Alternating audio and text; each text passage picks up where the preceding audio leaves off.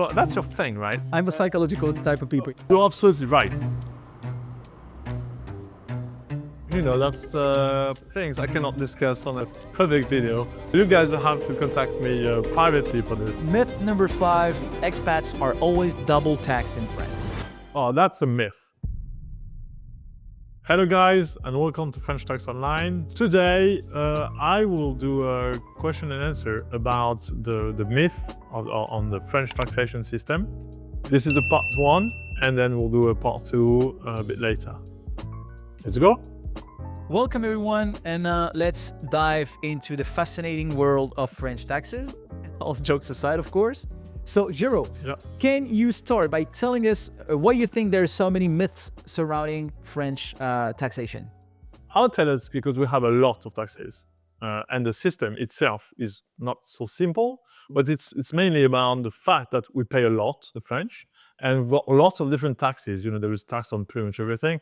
So I guess that for people who are not French, the whole thing is quite gray, you know, and nobody really wants to get close to it. Quite nebular, as we were saying earlier. Do you think the French tax system is as bad as people say, or is it just a misunderstood? Well, by bad, if by bad you mean costly, then you're right, it's quite costly, let's be honest. But on the other hand, it's not that complicated as long as you are working with the right person, of course. And of course, this right person is someone like you, probably.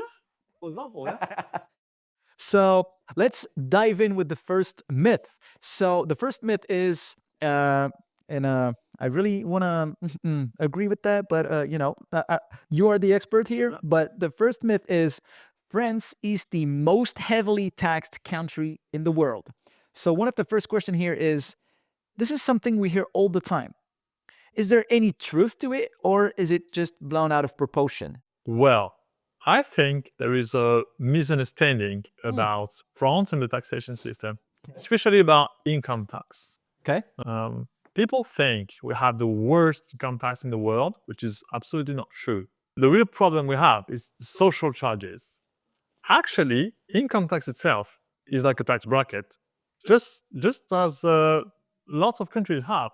It's not worse than the UK, than Spain, than Germany, etc., etc. The real issue we have is social charges. And income tax and social charges make the final bill quite heavy, I agree. But the real issue is more about this, the social charges, than really the taxation itself. Okay, so you were citing other countries. How France is doing compared to these countries? Well, definitely in the best one in terms of taxation.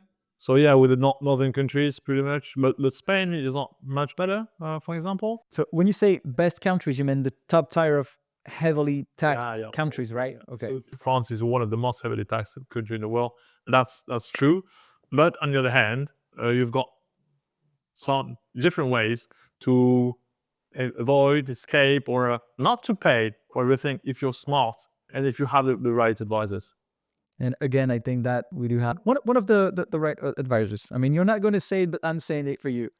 Okay, so the second myth is French taxes will take half your income. And one of the questions that goes with it is, people often say that if you live in France, the government takes half of what you earn. Where does this idea come from? I have no idea, to be fair. The tax bracket from France is going from 0 to 45%, okay? But this is the maximum tax bracket, okay? Which means that most people do not pay, not even reach the 45%, nor the 40, nor the 30, actually. So no, the French government is not going to take half of your money, absolutely not. This is not true, and we do not have a tax bracket which is worse than most countries in Europe, for example. And what are some of the key deductions and tax credits that people might not know about? Well, on this one, Ryan, I agree with you. We don't have so many tax credits anymore. Okay. When I was a bit younger, we had some nice ones to reduce the taxable income. But as of now, we still have some niche tax credit, etc. But yeah, to be fair, it's not great. Myself, I'm not using many of them, to be honest. Yeah, the nursery for my kid, or this type of deduction. So some expenses are deductible, but we don't have so many ways to reduce the taxable income. That's right. Very clear. Okay. So, third myth: freelancers and small businesses are unfairly taxed in France. So, one of the questions that goes with it is entrepreneurs often worry about high taxes in France. Is the system really stacked against them, or are there benefits that they are missing out on? No, again, honestly, it's not that bad, especially since the French system has different ways or different types of income and activity. For example, if you start your business, you could start with a micro-entreprise, which is a very good way to start making money, actually. And again, this is a very nice status to start because you would only pay 23% of social charges on the whole thing, on the whole turnover. You don't need an accountant. It's very easy to create, very easy to close. You don't need to provide a set of accounts. So again, this is very simple and it's not that expensive. Okay, and then you can switch to régime réel. But running an LLC like a SARL or an SAS it's not that complicated. Let's be honest. You run companies, so you know how it works. It's not crazy complicated, and it's not crazy taxed neither. Okay. Again, as I said earlier in the video, the biggest problem when it comes to taking personal money is the social charges, the very infamous URSSAF. Yeah, very infamous. I mean, I don't want to be their enemy or something like this. So I'm not going to say anything bad. Um, Also, you were talking about, how the charges could be a thing, but also, again, the psychological aspect of it. So, because you were saying that I am an entrepreneur, I am too, but when I'm thinking about these things, it's more like a psychological effect on me. Like, it, how much is it going to be? How am I going to be paying for this? Is there going to be any hidden, fees or stuff like this? Yeah. I don't know. Do you remember the video we did about the questions about French tax online, the taxes, and you asked me the question about the psychological aspect, and so that's your thing, right? I'm a psychological type of people. Yeah. You're absolutely right. Actually, entrepreneurs, just like everyone else, they need psychological support, especially when they're not French, which is the case with our client. So our client are American, British, German, etc. They come to France and then they want to set up a business. But they're not even French and they want to set up and manage the French account. So of course they have a lot of questions. And even though it's not so complicated, our mission is to help them set up the company and then manage the day-to-day questions and taxes. So, and yes, you're right. One of the key question is how much am I going to pay next month, next quarter, next year? Is yourself going to ask me a lot more because my friend told me that he was asking a 25,000 bill, blah, blah, blah. So yes, you're right. These people, our clients, they need support and answers to the questions on how is it going to happen. Very clear. So, myth number 4 is French inheritance tax is the highest in the world. So, one of the first questions with it is inheritance tax often terrifies people. Is it really as extreme as people think? Well, it's not. Again, the tax bracket is not great. It's not that bad. It's from 5 to 45%. The only thing we have in France is that the allowance we have is quite small. It's 100,000 euros per parent, per kid, per 15 years. Wow, okay. Yeah, it looks good, but it's not that good, to be fair, compared to other countries. Okay.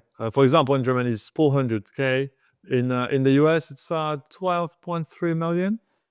Well, quite different. Okay. Quite a different world, yes, indeed. In Portugal, you have nothing, etc., etc. Okay. In the UK, you can give as much as you want, as long as the person giving does not die within 7 years. Okay. Yeah. So as you can see, France is definitely not the best one in this field. So it's not bad because of the tax bracket itself, because the tax bracket is not extreme compared to other countries. It's really the allowance which is a bit low, I would say, compared to other countries. In the same vein, what strategies exist to minimize inheritance tax legally? First of all, you guys, when you're a parent, you have to give to your kids as early as possible because you have incentives. When you buy a property in France, which is the case of lots of our clients, you can do things in advance to minimize the tax which will come later. And then we have lots of different ideas, new stuff, but that's things I cannot discuss on a public video. So you guys will have to contact me privately for this. I get it. I see what you mean. So, myth number 5, expats are always double taxed in France. So, one of the first question is double taxation is a big concern for expats. How does it actually work and what protections exist? Oh, that's a myth. There is no double taxation between France and 132 countries, I believe, because France has signed a double taxation treaty with a lot of countries in the world, which means that it's not even possible to be double taxed unless you have the wrong tax advisor. Which you're not. No, of course not. So no, there is no double taxation. Either you pay in France or you pay in the other country, or you might pay both with a tax credit in one of the two countries. Okay, which is often the case. And I guess you're going to ask me, but Jérôme, how does it work exactly? Yeah, Jérôme, how does it work exactly? Let's say you're a French tax resident, you're selling your property in the UK. Yeah. Okay. So you're going to pay the British capital gain tax, right? First of all. And then you're going to tell France, hey, France, I sold my apartment, my flat in London. Yeah. I made a gain or whatever. You have to declare it. And you have to pay the regular French taxes. But you will be able to deduct the taxes paid in the UK before you pay any French tax. If the British tax is higher, then there is no more taxes to be paid in France. Again, no double taxation. Great. Okay, very clear. So, can you explain the role of tax treaties in resolving these issues? They are here to avoid the fact that someone pays double. So either you pay in one country or in the other, or again, you pay in both with a tax credit in one of the two countries, so that you don't pay twice. I think we're good for now, Ryan. Yes. Thank you very much for being with us today. I hope we'll see you in a new video very soon. Totally. Thank you.